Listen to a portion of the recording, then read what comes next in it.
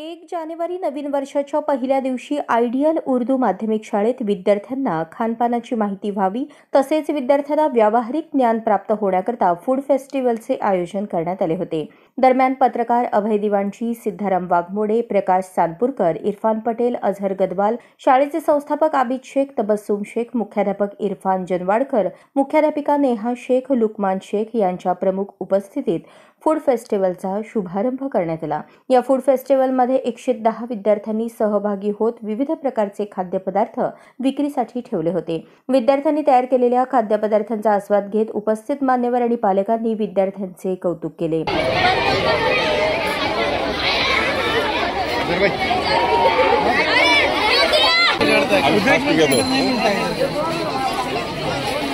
तो क्या बना है?